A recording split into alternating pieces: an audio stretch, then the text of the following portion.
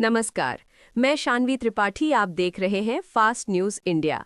खबर आ रही है बिहार गया टेकारी, जहां टेकारी कोंच क्षेत्र में भाग संख्या 1 के पूर्व जिला परिषद सदस्य श्री रामचंद्र आजाद ने केंद्र और राज्य सरकार की नीतियों पर तीखा हमला बोला। आजाद ने कहा कि वे ऑल इंडिया फॉरवर्ड ब्लॉक से जुड़े और संघर्ष की राजनीति की है। उन्होंने आरोप लगाया कि वर्तमान व्यवस्था पूंजीपतियों के पक्ष में काम कर रही है। उनके अनुसार यदि सरकार चाहे तो व्यवस्था में बदलाव संभव है, लेकिन मौजूदा नीतियां आम जनता को राहत देने में विफल साबित हो रही हैं। अपने बयान में उन्होंने उद्योगपति गौतम अडानी का जिक्र करते हुए कहा कि सरकार उनकी नीतियों का अनुसरण कर रही है, जिससे देश को नुकसान हो सकता है। उन्होंने दावा किया कि ऐसी नीतियों से आम जनता को लाभ नहीं मिल रहा है। आजाद ने कहा कि देश और प्रदेश में शांति और स्थिरता के लिए सरकार को जनहित में फैसले लेने चाहिए। देखिए टेकारी से अजय सिंह की खास रिपोर्ट। नमस्कार दोस्तों, मैं हूं अजय सिंह और अभी आप देख रहे हैं फास्ट न्यूज इंडिया। आपने देखना शुरू कर दिया है और अब तक के आगे बताने से पहले, आगे चलने से पहले मैं आपको कहूंगा कि फास्ट न्यूज इंडिया और फास्ट न्यूज इंडिया बिहार दोनों सैटेलाइट चैनल है, इंडिया हाउस है। यह सबसे बड़ा, देश का सबसे बड़ा न्यूज चैनल है और हम इस समय बिहार के गया जिला और टेकारी अनुमंडल, टेकारी प्रखंड के अंतर्गत हमारी उपस्थिति है। और जो सामने आप चेहरा देख रहे हैं, ये भाग संख्या 1 के रामचंद्र आजाद जी हैं, जिला पार्षद। और जिला पार्षद अपने जीवन में इन्होंने जो किया और अपने जीवन की जो उपलब्धि इन्होंने बताया, तो मुझे लगा कि कहीं ना कहीं इनके अंदर जो गुण छिपा है, उस कहीं ना कहीं राज है। उस राज को जानने के लिए हम यहाँ पर मौजूद हुए हैं। हमारे बीच हैं श्री रामचंद्र आजाद जी। सबसे पहले मीडिया में आपका स्वागत है। धन्यवाद आपका। और रामचंद्र आजाद जी, सबसे पहले आपने अपने जीवन का जो मूलभूत संरचना हुआ है उसके बारे में आप बताएंगे। जैसे हम एक गरीब परिवार में जन्म लिया और जैसे तथाकथित जो जाति और उपजाति में बांट दिया है, वैसे जाति में भी कमजोर जाति में से जो उपजातियां हैं, उसमें नाई परिवार में से हम आते हैं, अति पिछड़ा का सदस्य। किंतु हम समझते हैं कि केवल जाति एक है, मानव। लेकिन जो यहाँ पूंजीवादी सरकार है और सामंती जो काल रहा, उस समय से वर्ण विभाजन हुआ और अभी जात पात में पूरा बांट दिया है के धरती पर हो। हाँ, लेकिन ऐसे देखने को नहीं मिल रहा है। इस बार भी लगता है कि एशिया को विश्व युद्ध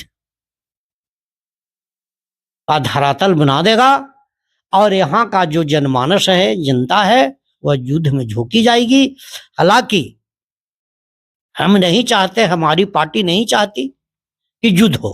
हमारे देश में युद्ध नहीं हो। हाँ, युद्ध में हम युद्ध विरोधी हैं, क्योंकि निर्दोष मारे जाते हैं। निर्दोष मारे जाते हैं। जो संपत्ति खर्च होता है वह किसानों और मजदूरों के द्वारा उत्पादित वस्तु खर्च होता है।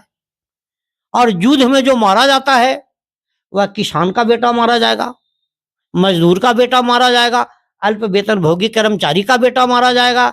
ये नहीं कि टाटा, बिड़ला या बड़े बड़े जो पूंजीपति हैं या जो बिल गेट्स है अमेरिका का, उसका बेटा मारा जाएगा। तो ऐसे चेहरा हैं यहाँ पर रामचंद्र आजाद जी। इनसे दिन भर भी बात करेंगे तो बहुत कम होगा, चूंकि एक अनुभवी और अनुभूति और इनके पास जो बहुत सारे राजनीतिक का जो अनुभव होना चाहिए ये रखते हैं। और इनके साथ जो अनुभव है ना, वो माने मीडिया को माने अधिक पड़ जाएगा, ये हालात है। और चाचा जी, एक सबसे बड़ी सवाल और बहुत संक्षिप्त में आप दीजिए कि बिहार में जो ये व्यवस्थाएं चल रही है, बिहार में जो राजनीतिक चल रही है, क्या आप इससे संतुष्ट हैं?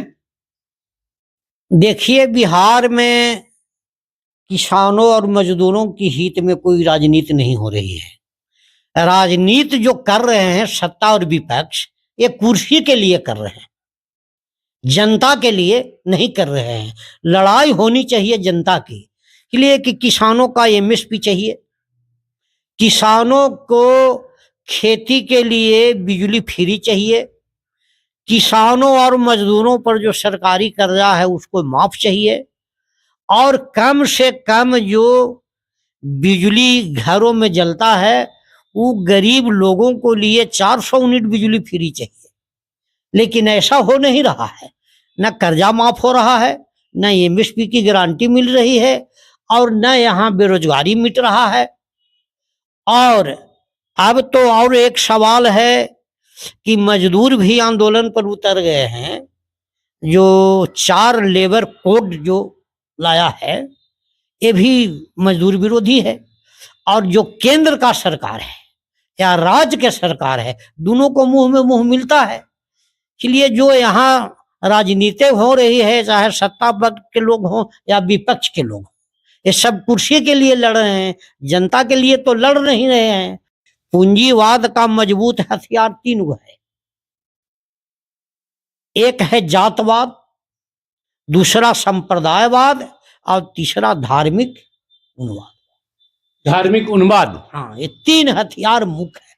बाकी दारूबंदी को लेकर के क्या कहना चाहेंगे नीतीश कुमार? देखिए, दारूबंदी तो जब तक के जनता का मानसिकता उस लायक नहीं बनती है तो दारू बंद इनके कहने से भी नहीं होगा, और नहीं है। इन्होंने रूस का नकल किया। रूस में बहुत दारू चूता था, तो वहां का सरकार क्या किया कि दारू फ्री कर दिया, घरे घरे चुआ वो, किंतु महुआ को महंगा कर दिया और अपने दुकान में दारू सस्ता कर दिया। नतीजा क्या हुआ कि जितने जो अवैध दारू चल रहा था सब रुक गया स्वयं। अब जब रुक गया तो कहा कि हमारे ही के यहाँ तुमको खाना भी मिलेगा और दारू भी मिलेगा, लेकिन नाम लिखाना होगा। तो नाम लिखाया, दारू मिला। वहां तो कौन कौन दारू पिया तो रिकॉर्ड बन गया। अगर दारू पी के जो नशबाजी करेगा, नशा में रहेगा, उसको आगे और पीछे साट दिया जाता था और माथा मुड़ करके और बाजा बजा करके घुमाया जाता था जनता में, समझे ना। तो अब इसके डर से लोग पीना बंद कर दिया था। लेकिन वह रूस का जो पदाधिकारी था, उसके सैन्य शक्ति था, उसके जो सिपाही थे वो सारे ईमानदार थे। लेकिन अभी नीतीश सरकार का न पदाधिकारी ईमानदार है, न अपने इनका मिनिस्टर ईमानदार है, सारे के सारे स्वयं दारू पीता है। तो जब वो स्वयं दारू पीता है तो दारू रुकेगा कैसे? अच्छा, और जो फार्मूला रोकने के लिए होना चाहिए, ये फार्मूला इनके पास नहीं है, ये फेल कर चुके हैं। और जनता, एक बात है कि रोड पर जो दारू पी करके लोग हंगामा करता था तो ये रुका हुआ है पुलिस के भय से। हालांकि पुलिस भी दारू पीती है, नहीं पीता है सो बात नहीं है। अगर ईमानदारी से ही जांच करा दें तो इनका एक भी पदाधिकारी 100 में 1 को कोई ईमानदार है तो नहीं कर सकते। लेकिन परसेंटेज भ्रष्ट है, दारू पीवा है। मंत्री इनका दारू पीता है, विधायक दारू पीता है, इसलिए दारू कैसे रुकेगा?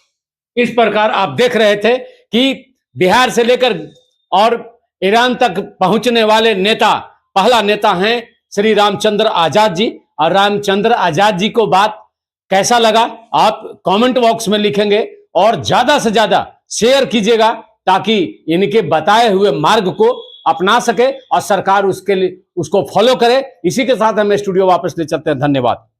इन वैज्ञानिक मातृ समाजवाद की स्थापना, यह मेरा रणनीति है। एक संक्रमण काल तक एक ही रणनीति होता है, जब तक वह पूरा नहीं होता है। उसके पूरा करने के लिए समय समय पर कार्यनीति बदलते रहता है। तो नेताजी वैज्ञानिक समाजवाद के पुजारी थे। भगत सिंह ने शोषण विहीन समाज की रचना चाहते थे, तो नेता भगत सिंह के जो शोषण विहीन समाज रचना था, इसको आगे बढ़ाते हुए नेताजी ने वैज्ञानिक मातुल समाजवाद की स्थापना का लाइन दिया। और उस समय अंग्रेजी सल्तनत था, भारत का मुख्य दुश्मन अंग्रेज था, इसलिए वह द्वितीय विश्व युद्ध शुरू हो गया था। तो यह धुरी राष्ट्र के साथ मिल करके आजाद हिंद सरकार को गठन किया और आजाद हिंद फौज को गठन। सरकार यहाँ पर हम आपको रोकते हैं चाचा जी कि आज जो पूंजीवादी व्यवस्था है, आज भारत के सरकार श्री नरेंद्र मोदी की है, और नरेंद्र मोदी से आप यदा कदा हमेशा नाराज रहते हैं, ऐसा क्या बात? देखिए, नरेंद्र मोदी हो या इसके पहले मनमोहन सिंह थे, उसके पहले भी सरकारें थी जी, तो खास करके नरेंद्र मोदी से ही नाराजगी के कोई बात नहीं है, इसलिए कि किसी की हार चाम से लड़ाई नहीं है, लड़ाई सिद्धांत की होती है। जो अभी सरकारें हैं यह कारपोरेटवादी सरकार है, पूंजीपतियों की सरकार है, और इनको पता नहीं कि ये अमेरिका के खिलाफ में आग उगल करके ये भारत के सरकार में आए, लेकिन किंतु ये जा करके अमेरिका के साथ सट गए, अमेरिका प्रस्त हो गए। तो जो इनसे भारतीय पूंजीपति वर्ग आशा रखता था वह आशा भी टूट रहा है इनसे। किंतु अब सवाल यहाँ है कि जो पूंजीवाद के अंदर नरेंद्र मोदी का जो चेहरा है, यह चेहरा इतना बड़ा पूंजीवाद का दलाल अन्य पार्टी में कोई नहीं दिखने को मिल रहा है, इसलिए भारत का पूंजीपति वर्ग इनको जिंदा रखे हुए है, सरकार में बनाए रखे हुए है। और अभी वेनेजुला पर हमला हुआ, वेनेजुला जो अमेरिका से कोई लड़ाई नहीं था, लेकिन यह जो है एक डाकूनुमा हमला किया अमेरिका, और वहां का राष्ट्रपति को और उसकी पत्नी को समेत गिरफ्तार करके ले आना है, जिसका विरोध अमेरिका भी की जनता कर रही है। अभी आपने देख रहे हैं कि जो इजराइल के सामने रख करके अमेरिका ये नाटो से ना हमला किया ईरान पर, जब ईरान से सौदाबाजी तेल को कर रहे थे तो अमेरिका ने 25% टैरिफ भारत पर भी लगाया था कि जो उससे सौदा करेगा उस पर 25% टैरिफ। ये क्या बात है? क्यों? तो वेनेजुला पर हमला किया इसलिए वहां जो द्रव्य का भंडार था, सोना चांदी हीरा जवाहरात का, उसको कब्जा किया उसने। और अमेरिका में इजराइल को ढाल बना करके जो वहां का राष्ट्रपति को मारा परिवार समेत, तो वहां तेल भंडार है, तेल भंडार पर उस और यूरेनियम का भंडार भी है वहां, इसको वह कब्जा करना चाहता है, इसलिए हमला किया। और बड़ी बात तो यह है